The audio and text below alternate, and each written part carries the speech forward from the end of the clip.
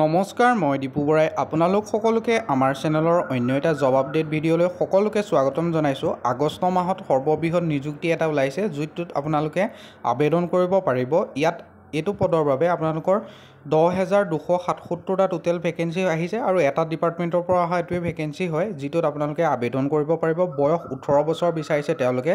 18 বছৰৰ পৰা আপোনালোকে আবেদন কৰা ষ্টাৰ্ট কৰিব পাৰিব। যিসকলৰ 18 বছৰ হৈ গৈছে তেওঁলোকে পদকেইটাৰ বাবে আবেদন কৰিব পাৰিব।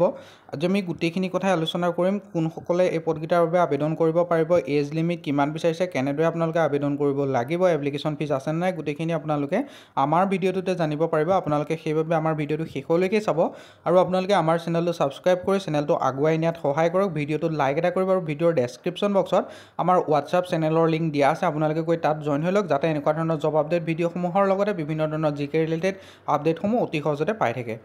এই নটিফিকেশ্যনটো আহিছে আপোনালোকৰ institute of banking personal selection, চমুকৈ IBPSৰ ফালৰ পৰা। লাষ্ট ডেট আছে আপোনালোকৰ 21 আগষ্টলৈকে আপোনালোকে এই পদকেইটাৰ বাবে আবেদন কৰিব পাৰিব। ইনষ্টিটিউট অফ বেংকিং পাৰ্চনেল চিলেকশ্যনৰ ফালৰ পৰা আপোনালোকৰ 10,277টা চাৰ্কুল বেছড অফিচাৰৰ কাৰণে ভেকেঞ্চি মুকলি কৰিছে, যিকেইটাৰ বাবে তেওঁলোকে আপোনালোকৰ পৰা আবেদন বিচাৰিছে, যিটো হৈছে কাষ্টমাৰ ছাৰ্ভিচ এছ'চিয়েটৰ পোষ্ট হয় এইকেইটা পোষ্টৰ বাবে। আৰু যদি আপোনালোকে জানিব বিচাৰে institute of banking personal selection কি হয়, এখন ব'ৰ্ড হয় যিটোৱে বেংকিঙৰ বিভিন্ন ধৰণৰ ৰিক্ৰুইটমেণ্টবোৰ তেওঁলোকৰ আণ্ডাৰত কৰে। এক্সামটো অৰ্থাৎ তেওঁলোকে পাতে। ইয়াত যদি আপোনালোকৰ চেলেৰি চাবলৈ যায় 24,050 টকাৰ পৰা আপোনালোকৰ চেলেৰি ষ্টাৰ্টেড হ'ব। এইটো আপোনালোকৰ স্কেল বেচিক পে' হয় আৰু 64,480 ৰুপিছলৈকে থাকিব। আপোনালোকে এইটো ভয় কৰিব নালাগে যে ইমানটোৱেই চেলেৰি নহয়, তাৰ লগত বহুত এলাউঞ্চেছ লাগে। এইটো এটা আপোনালোকৰ বহুত ডাঙৰ এমাউণ্টৰ চেলেৰি হয়গৈ। আৰু আপোনালোকৰ অসমৰ কাৰণে যদিহে চাবলৈ যায় 204টা আপোনালোকৰ পোষ্ট অসমৰ কাৰণে আছে, মেইনলি বিশেষভাৱে অসমৰ কাৰণে আছে মানে বোলে আপোনালোকে এইকেইটা পোষ্টতে আবেদন কৰিব লাগিব তেনেকুৱা কথা নহয়, আপোনালোকে অসমৰ বাহিৰতো কৰিব পাৰে। কিন্তু এটা কথা তেওঁলোকে কৈছে কোন বেংকত চাকৰি ওলাব, যিমান আপোনালোকৰ নেশ্যনেলাইজ বেংক আছে গোটেইখিনিতে আপোনালোকৰ চাকৰি ওলাব, পোষ্ট আছে। আৰু বয়সৰ সময়সীমা যদি চাবলৈ যায় 20 বছৰৰ পৰা 28 বছৰৰ ভিতৰত প্ৰত্যেকজন কেণ্ডিডেটে এই পোষ্টকেইটাৰ বাবে আবেদন কৰিব পাৰিব। অৰ্থাৎ যিসকলৰ এজটো আপোনালোকৰ 2/8/1997 পৰা 1/8/2005 ভিতৰত জন্মগ্ৰহণ কৰিছে তেওঁলোকে এই পদকেইটাৰ বাবে আপোনালোকে আবেদন কৰিব পাৰে। এজ ৰিলেক্সেশ্যনৰ ক্ষেত্ৰত ST SC সকলে 5 বছৰ, আদাৰ বেকৱাৰ্ড ক্লাছ নন ক্ৰিমি লেয়াৰসকলে 3 বছৰ, পাৰ্চন উইথ ডিচেবিলিটিসকলে 10 বছৰ আপোনালোকে এজ ৰিলেক্সেশ্যন পাব। আৰু ইয়াত কোনসকল কেণ্ডিডেটে আবেদন কৰিব পাৰিব, তেওঁলোক হৈছে যিসকলে ডিগ্ৰী কৰিছে অৰ্থাৎ গ্ৰেজুৱেশ্যন কমপ্লিট কৰিছে, যিকোনো ষ্ট্ৰীম আৰ্ট, ছায়েন্স, কমাৰ্চ, তেওঁলোকে এই পদকেইটাৰ বাবে আপোনালোকে আবেদন কৰিবৰ কাৰণে আপোনালোকে ইলিজিবল হয়, অৰ্থাৎ আপোনালোকে এই পদকেইটাত আবেদন কৰিব পাৰিব।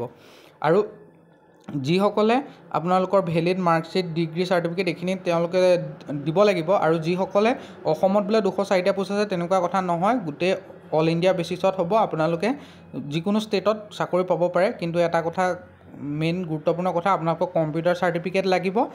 প্ৰথম কথাটো হৈছে কম্পিউটাৰৰ ওপৰত ভাল নলেজ থকাটো জৰুৰী, বা কম্পিউটাৰ যদি আপোনালোকৰ ডিপ্ল'মা বা চাৰ্টিফিকেট আছে ছমহীয়া, তো সেইখিনি আপোনালোকে ছাবমিট কৰিব লাগিব।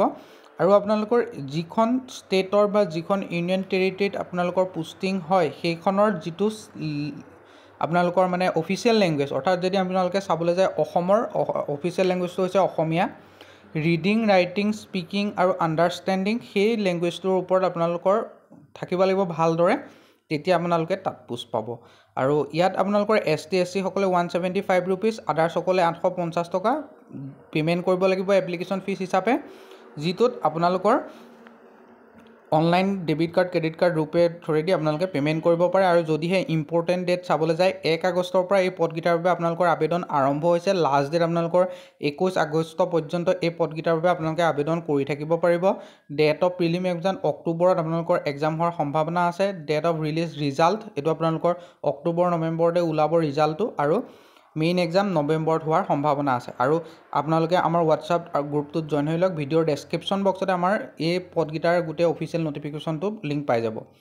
ইয়াত আপোনালোকে যিটো আপোনালোকৰ চিলেকশ্যন প্ৰচিডিঅ'ৰ IBPSৰ ক্লাৰ্কৰ কাৰণে দুটা ফেজত হ'ব।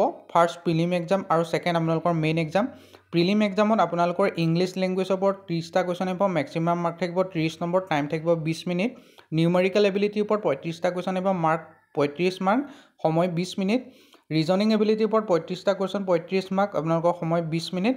টোটেল আপোনালোকৰ 100টা কুৱেশ্যন আহিব, মেক্সিমাম মাৰ্ক থাকিব 100 মাৰ্ক, আৰু আপোনালোকৰ টাইম যিটো এলটেড কৰিব, আপোনাক সময় দিব আপোনালোকৰ 60 মিনিট। আৰু ইয়াত আপোনালোকৰ নিগেটিভ মাৰ্কিঙৰ কথাও আহে। নিগেটিভ মাৰ্কিং থাকিব যিহেতুকে বেংকৰ এক্সাম হয়। আপোনালোকে ইয়াত যদিহে আপোনালোকে চিলেক্ট হয়, যিটো প্ৰিলিমছ এক্সামত যদি আপোনালোকে চিলেক্ট হয়, তাৰপিছত আপোনালোকৰ ছেকেণ্ড ফেজ অৰ্থাৎ দ্বিতীয় যিটো মেইন এক্সাম, তালৈ আপোনালোকে যাব পাৰিব। মেইন এক্সামত আপোনালোকৰ জেনেৰেল ফাইনেন্সিয়েল এৱাৰনেছৰ ওপৰত 40টা question, maximum mark 50 mark. General ইংলিছৰ ওপৰত 40টা কুৱেশ্যন 40 মাৰ্ক, সময় 35 minute. Reasoning ability and computer এপ্টিটিউডৰ ওপৰত 40 মাৰ্ক, 40টা কুৱেশ্যন 60 মাৰ্ক আৰু 35 মিনিট। কোৱান্টিটিভ এপ্টিটিউডত আপোনালোকৰ 30টা কুৱেশ্যন 50 মাৰ্ক 30 মিনিট। টোটেল সময় থাকিব, টোটেল আপোনালোকৰ মাৰ্ক কুৱেশ্যন থাকিব 155টা, মাৰ্ক থাকিব আপোনালোকৰ 200 আৰু সময় থাকিব আপোনালোকৰ হাতত 120 মিনিট। ইয়াত যদিহে আপোনালোকে পাছ কৰে তেনেহ'লে আপোনালোকে চাকৰিৰ যিখন মেৰিট লিষ্ট তাত আপোনালোকে অহাৰ চান্স পাব, বা ইয়াত পাছ কৰিলে বা ইয়াত যদি ৰেংক আহি যায় তেতিয়াহ'লে আপোনালোকে সেই চাকৰিটো আপোনালোকে লাভ কৰিব। আৰু এইটোৱে হ'ল চিলেকশ্যন প্ৰচিডিউৰ। আৰু ইয়াৰ ৰিলেটেড জিকেখিনি আপোনালোকে আমাৰ হোৱাটছআপ যিটো চেনেল তাত পাই থাকিব, জইন হৈ লওক। তাতে গোটেইখিনি জব আপডেট মই শ্বেয়াৰ কৰি থাকোঁ। আৰু যিসকলে আমাৰ চেনেল প্ৰথমবাৰ লৈছে তেওঁলোকেতো চেনেলটো ছাবস্ক্ৰাইব কৰকেই, আৰু ভিডিঅ'টো লাইক এটা কৰি বন্ধুবৰ্গৰ মাজত শ্বেয়াৰ কৰি দিয়ক। আজিলৈ ইমানেই, আকৌ লগ পাম অন্য এটা ভিডিঅ'ত।